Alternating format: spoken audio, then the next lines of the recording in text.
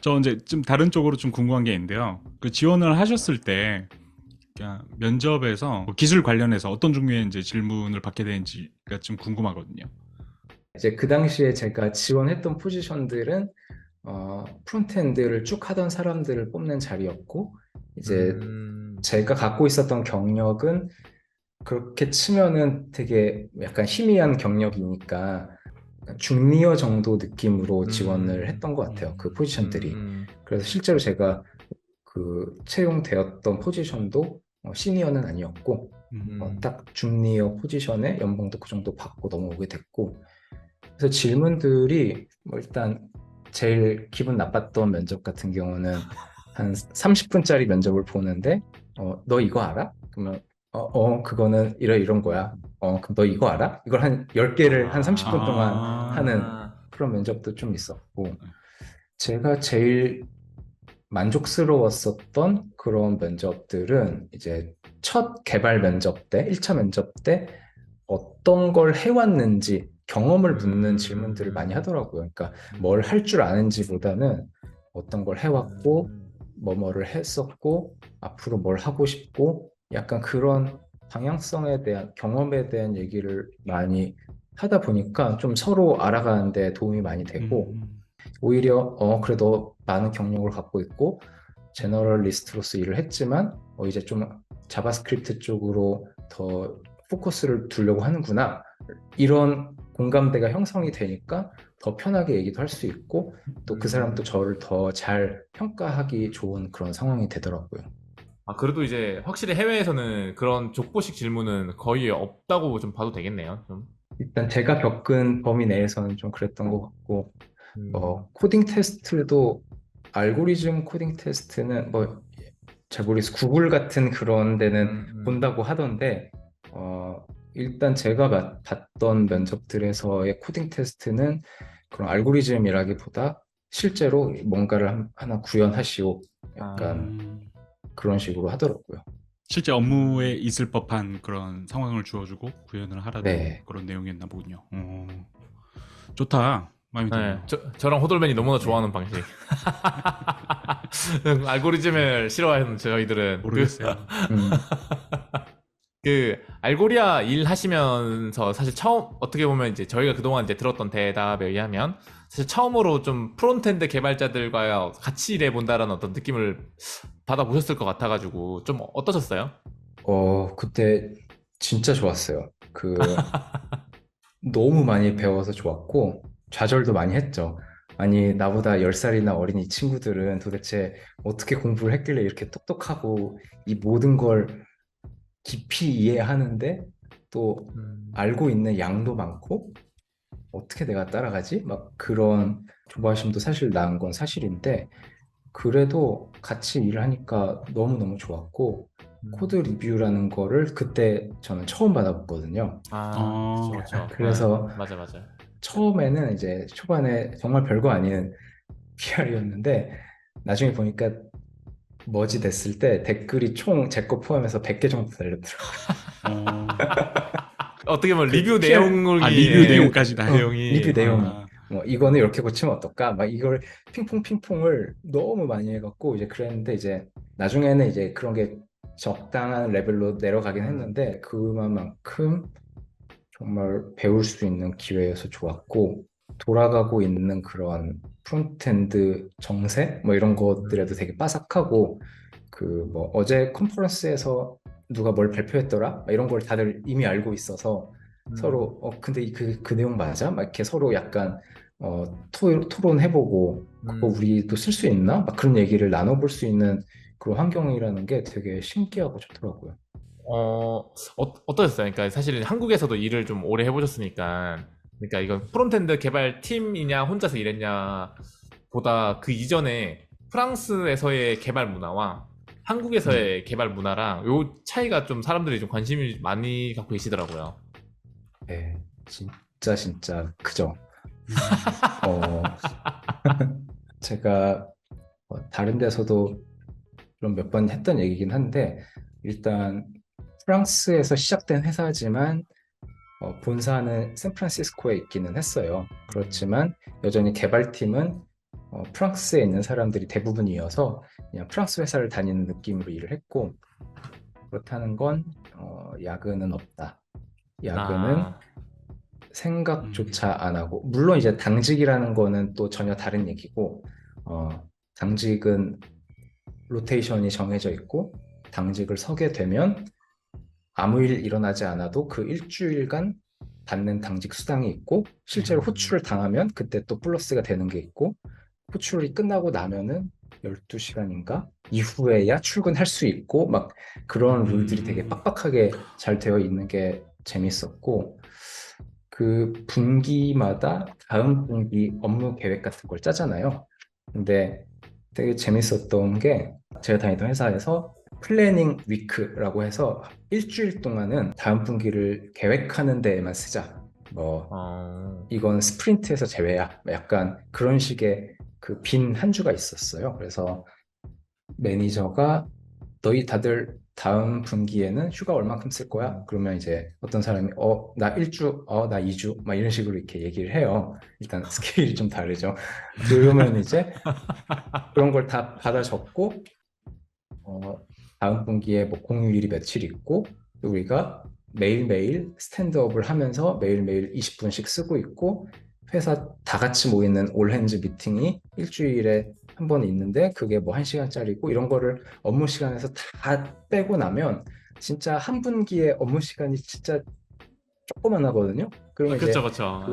그걸 놓고서 이제 얘기를 하는데, 우리가 스스로 생각한 우리가 하고 싶은 다음 분기 업무 리스트랑 다른 팀에서 요청 들어온 거랑 다 늘어놓고, 제가 그간 한국에서 일하던 상황에서는 와, 우리 할 게 되게 많구나, 다들 힘내자 였지만, 거기서는 이제 우리 여기서 뭘 빼야 되지?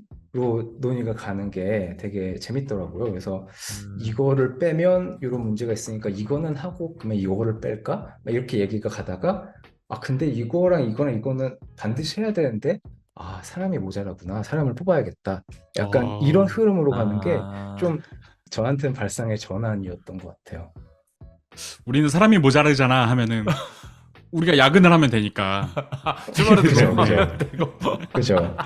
사람을 뽑자 쪽으로 해결이 되는군요. 아, 이게 또 뭐 이제 프랑스 쪽 이야기가 나와서 그 질문 주신 분이 계신데, 정우철님이신데, 한국과 해외의 평균 개발 수준의 차이가 혹시 있다고 보시는지, 체감되신 적이 있으신지, 뭐 이렇게 질문을 해주셨거든요. 어떠셨어요? 이제 다음 카카오라고 하면 그래도 한국의 탑티어 회사잖아요. 어쨌든 네. 이제 그러면 한국에서 어쨌든 개발도 경험해 보셨고 개발자들이랑도 같이 일을 해 보셨으니까, 이제 해외랑 비교해 보셨을 때 좀 어떠세요? 사실 이거를 실력이라고 얘기하기는 좀 애매한 것 같은데, 예를 들면 다음에 제가 있을 때는 참 사내 툴 같은 게 많았어요.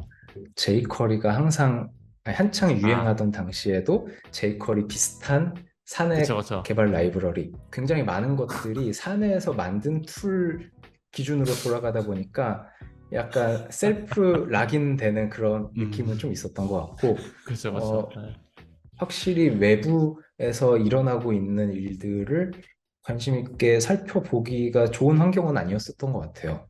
근데 이제 여기서는 일단 다들 뭐 잘하든 못하든 영어를 어느 정도는 하고, 콘텐츠 같은 게 새로 나오면은 다 바로바로 영어로 접하고, 한국에서는 뭔가 번역이 돼서 들어간다던가 이런 과정이 필요한데, 여기서는 사람들이 그냥 컨퍼런스에 가서 스피커가 얘기하는 걸 그 자리에서 듣고 막 자기들끼리 막 토론을 하고, 그걸 다음날 갖고 와서 막 적용을 하는 거에 대해서 논의를 하고, 이런 스피드가 굉장히 빠르고, 또 그러다 보니까 확실히 이게 좋대라고 하면은 그게 진짜 좋은지 빨리 논의해보고, 에이 요건 아닌 것 같아 하면 패스하고, 아니면 잠깐 써보다가 아니다 하고 가르치고, 이런 그런 빠르게 빠르게 될 수 있는데, 확실히 한국에서는 제가 느끼기로는 뭐가 좋대라고 하면은 그게 진짜 진짜 좋다라는 게 증명이 될 때까지 기다렸다가, 그렇다고 하면 이제 그때 도입하는 약간 그런 느낌이 좀 많았었던 것 같아요. 맞아. 아, 언어로서의 그 장점이 되게 크네요. 네. 그죠. 그래서 그 어떤 텍 기술의 라이프 사이클을 처음부터 끝까지 이제 디테일하게 계속 따라갈 수 있다는 장점이 되게 큰 것 같고, 그러다 보니까 뭐 다른 어떤 기술이 나왔을 때, 아, 그래, 얘가 지금 이런 걸 음. 겪어왔으니까 이게 나올 때가 됐다라는 걸 받아들이기가 되게 쉬운데, 이제 외지인 입장에서는 뭐가 엄청 압도적으로 유명하대 해가 꼭 그거를 받아들여 쓰는데 갑자기 어느 날 다른 게 이제 더 유명하대, 왜지? 하면서 이제 일단은 쓰게 되고 좀 그런 컨텍스트를 많이 놓치게 되는 게 있는 것 같아요. 그 요거도 좀 질문하시는 분들이 많으셨는데 이제 좀 프론트엔드 프레임워크 라이브러리가 좀 춘추전국 시대는 맞잖아요. 그래서 이제 뭐 앵귤러, 뷰, 뭐 레이트, 스벨트까지 해서 되게 많은데 한국에서는 이제 백엔드가 자바로 천하 통일되는 것처럼 그러니까 자바 스프링 JVM 계열로 하는 것처럼 이제 리액트 생태계가 거의 그냥 이제 천하 통일하는 분위기처럼 가고 있거든요. 은자님 주변 분위기는 좀 어떠세요?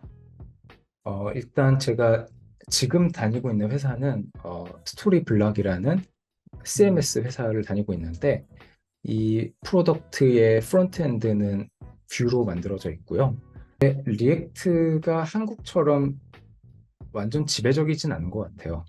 통틀어 보면 Vue.js도 꽤 높은 지분을 차지하고 있는 것 같고, 스펠트 같은 경우도 점점 입지가 되게 넓혀져 가고 있고, 또 스펠트를 만든 리치 해리스라는 사람이 벌셀에 하이어가 돼서 이제 벌셀에서 일을 하면서 스벨트에 더 전력 질주를 할 수 있게 됐고, 또 그걸 사용하는 그런 에이전시라던가 그런 것들도 많이 있고, 좀 점점 이렇게 한국보다는 많이 이렇게 다양한 것 같기는 해요.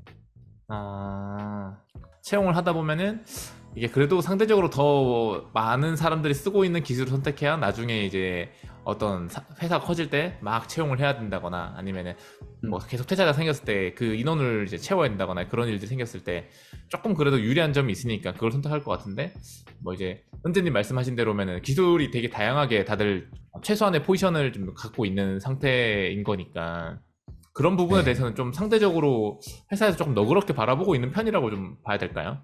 채용 문제에 대해서는 조금. 네. 약간 그것도 되게 밸런스 게임이긴 한 게, 너무 마이너한 스택으로 뭔가를 만든다면 유지보수도 힘들고 그 사람 나가면은 되게 어려워지고 그러긴 하는데, 작년에 면접을 봤었던 곳에서 저는 프론트엔드긴 하지만 백엔드 개발자로 고 언어를 사용을 하고 백엔드 개발자로 고 개발자를 채용한다라는 얘기를 하길래 제가 근데 왜 고를 쓰기로 했어? 라고 물어봤거든요. 근데 이제 그 사람이 뭐 고를 자기가 좋아하고 막 이런 것도 있었는데, 그것도 있지만 예를 들어서 노드.js 백엔드 개발자를 뽑는다고 공고를 내면은 아마 이력서가 1000개가 들어올 텐데, 고를 뽑는다 그러면은 몇 개 안 들어올 거다. 근데 1000개에서 진짜 잘하는 사람 한 명 뽑는 것보다 이 고 개발자는 굉장히 높은 확률로 고만 써본 게 아니라 노드.js도 써보고 그냥 일반적으로 사람들이 쓰는 것들을 다 쓰다가 이제 새로운 걸 하나 더 해보려고 한 사람일 가능성이 높기 때문에, 이 사람을 데리고 오면 아마 10중8구 노드.js도 쓸 수 있을 거고, 또 좀 반짝반짝 빛나는 사람을 뽑기에 그게 오히려 더 전략적으로 좋은 것 같다라는 얘기를 하더라고요.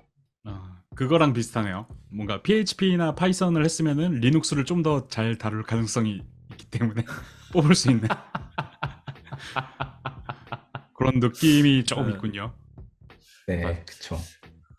그렇긴 하겠네요. 고나 러스트를 좋아하는 사람들은 진짜 그걸로 커리어를 시작한 게 아니라 원래 다른 언어를 하고 있던 사람이었을 확률이 높고, 근데도 네. 개발 자체가 좋으니까 내가 이미 주로 하고 있는 거 외에도 내 호기심을 자극하는 게 있으면 찾아서 공부하고 그럴 사람 확률이 높으니, 그냥 이제 어떤 뭐 비하하는 건 절대 아니지만 직장인으로서의 어떤 개발자가 아니라 정말로 그냥 개발 자체를 좋아하는 사람들을 만날 확률이 상대적으로 굉장히 높으니까 좀 그런 언어나 생태계를 선택할 수 있다는 거군요. 그리고 이제 그런 사람한테는 그 사람의 오피니언을 물어보는 게 쉬워지는 거죠. 너는 왜 고를 배웠냐라고 했을 때, 그러니까 노드.js 개발자들한테 왜 노드.js를 배웠냐라고 하면은 아니 당연히 백엔드 노드.js를 하는 거 대세니까 그냥 배웠죠라는 얘기밖에 들을 수 없겠지만, 고를 왜 배웠냐라고 하면은 그 사람만의 뭔가가 튀어나올 수밖에 없으니까 이제 좀 더 그 사람을 평가하기가 좀 좋아지는 것 같아요. 와, 이거 방송 보고 계신 분 중에 한국의 백엔드 개발자분이 계시면은 은재님이 계속 노드를 백엔드 메인스트림으로 얘기해서 저게 무슨 세상이지라고 아마 또 되게 혼란스러워 하실 수 있을 것 평행 같은데. 우주에서 살고 있습니다. 아, 그죠. 지금 노드 개발자분들 지금 눈을 바깥으로 돌리시면은 여러분들이 메인스트림이 될 수 있습니다. 뭔가 한국의 자바 같은 게 지금 어떻게 보면 유럽이나 이런 쪽에서는 뭔가 이제 노드가 좀 그런 포지션인 거군요. 네, 좀 그런 것 같아요. 아.